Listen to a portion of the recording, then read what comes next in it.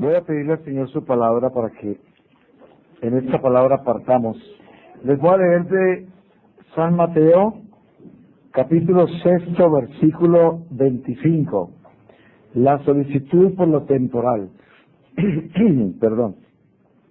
Por esto os digo, no os angustiéis por vuestra existencia, qué comeréis o qué beberéis, ni por vuestro cuerpo, cómo vestiréis. ¿No vale la vida más que el alimento y el cuerpo más que el vestido? Mirad a las aves del cielo que no siembran ni ciegan, ni reúnen en los graneros, y vuestro Padre Celestial las alimenta. ¿No valéis vosotros más que ellas? ¿Quién de vosotros por angustiarse puede alargar un codo su existencia? Y del vestido, ¿por qué os angustiáis? Aprended de los lirios del campo cómo crecen, no trabajan ni hilan. Y yo os digo que ni Salomón, en toda su gloria, se vistió como uno de ellos.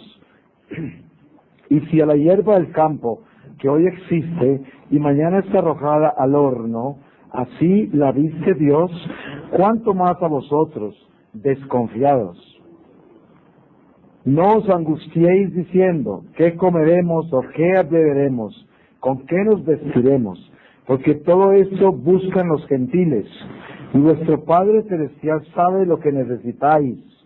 Buscad primero el reino de Dios y su justicia, y todas estas cosas se os darán por añadidura. No os angustiéis por el día de mañana, porque el día de mañana se cuidará de sí. Bástate a cada día su trabajo.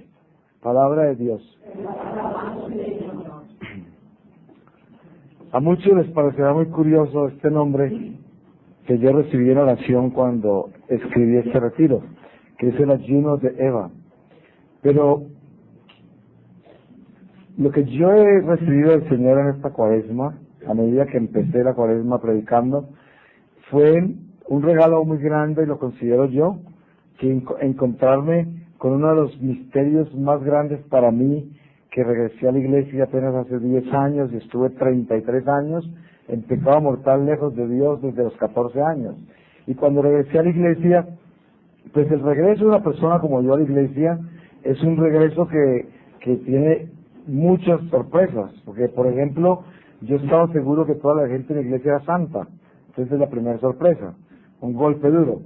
Después, darme cuenta de lo largo que es el proceso de descubrir el tesoro de la iglesia. Y cómo es cada descubrir es una gracia. Y para alcanzar esa gracia tiene que haber más conversión todavía. Y encontrar tanta gente en la iglesia que lleva tantos años y todavía no saben siquiera de qué es el atrio. Entonces yo todo eso lo viví con mucho dolor. El otro dolor fue encontrar tanta mujer en la iglesia y tan pocos hombres. Otro enigma. Yo decía, ¿y esto qué es?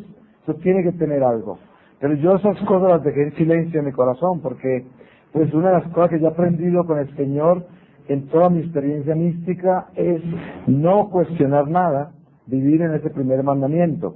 Si así lo es, lo deja el Señor, así es, y yo no tengo por qué cuestionarlo, y así vivo en paz y en obediencia con el Señor. Así por dentro, esta furia del pecado original me lleve a toda clase de cuestionamientos, ni los menciono, porque no me interesa escudriñar en eso. Solo dejo que si algún día llego yo a recibir del Señor la gracia para tener luz en eso que en un momento dado me parece enigma, entonces glorifico al Señor aún más y salto por mucho rato de alegría. Pero eso ya es gracia y Dios la dará. En su debido tiempo sí me la da. Porque yo sé una cosa por segura, por mi experiencia con Dios, de que todas las cosas serán en la plenitud de la luz en el momento que morimos. Por eso yo sé que lo más importante no es buscar descubrir secretos y buscar información, sino descubrir la verdadera conversión. Y en eso es que yo centro mi atención, en verdaderamente convertirme y tratar de transformarme y buscar la santidad. Eso es lo importante. El tratar de descubrir secretos y enigmas no es importante, porque ¿qué me gano yo con saber más cuando le adquiero más responsabilidades y ni siquiera he podido responder por las cosas que no he podido cambiar?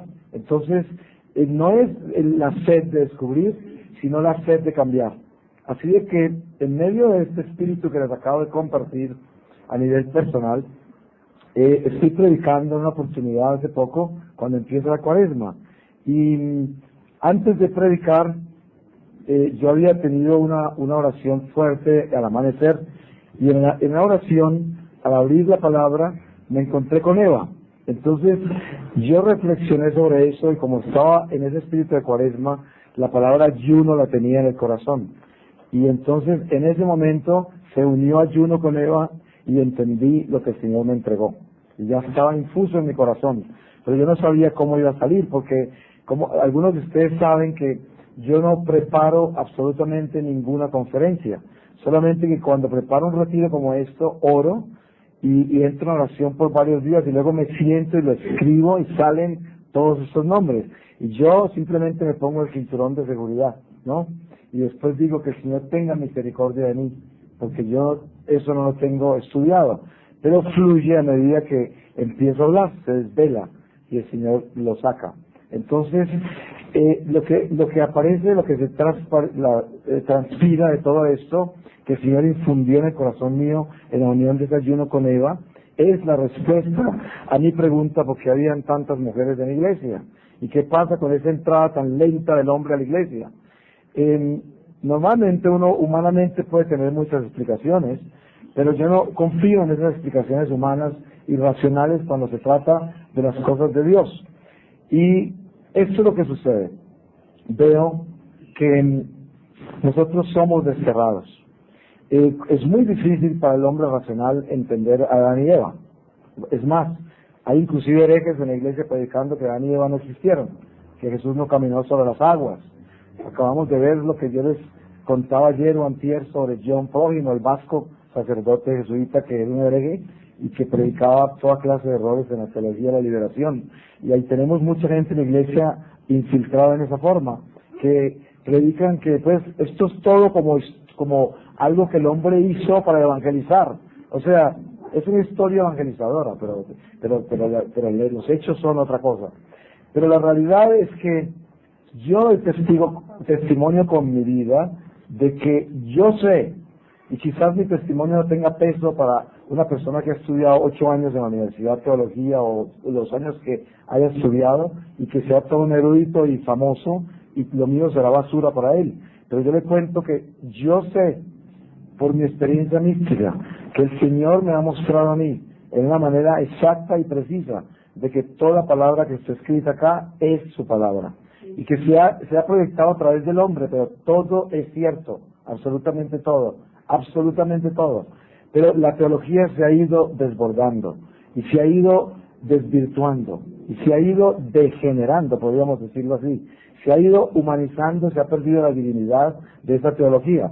Y hoy encontramos una cantidad de teólogos desnutridos que no tienen fuerza para presentar la verdad, porque les aterra, porque muchos de ellos viven en pecado y no son capaces de aceptar la palabra de Dios como es, como está revelada. Entonces, ¿qué sucede con Adán y Eva? Adán y Eva son una realidad. Adán y Eva existen. Eso no es un concepto humano, como lo que decía ayer yo de Jonás. Si Jonás fuera una historia y una fábula, Jesús no lo hubiera usado como señal, como la única señal que nos dio a los que estábamos sin convertirnos. La única señal que les voy a dar de Jonás, a todos los fariseos que estaban allí, entre esos nosotros. Entonces, ¿por qué razón nosotros vamos a tomar como fábula aquello que es verdad? Por extraordinario que parezca y por las señales sobrenaturales que pueden volver. Pero lo que sucede con el destierro es que si nosotros partimos de creer en este momento que Adán y Eva existieron, y que eso en fe lo creemos, entonces podemos hablar de esto, porque de lo contrario ni pierdo el tiempo escuchándome. ¿Para qué? Si va a escuchar una fábula más y su teología lo va a poner patas arriba con lo que yo voy a decir. Pero la realidad es que si usted en fe acepta que Adán y Eva son una realidad, entonces esto es lo que sucede. Somos arrojados del paraíso. Eva queda en lo que espiritualmente el Señor me mostró como un ayuno. Un ayuno es un sacrificio, ¿cierto? Una persona se priva de algo. Pero en este caso es el encuentro de Eva con la razón espiritual. O sea, el destierro le da luz al hombre del pecado. Obviamente, ¿cierto? Le muestra el error. Y de por sí tiene que vivir con ese error. porque ya el Señor le dictamina toda esta ley nueva en la cual dice que sus hijos nacerán con dolores, que tendrá dolores desde ese parto, que se ganará el pan con el sudor de la frente.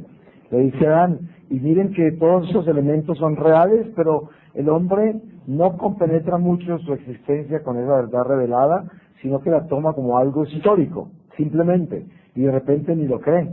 Pero la realidad es que eso es cierto, es absolutamente cierto.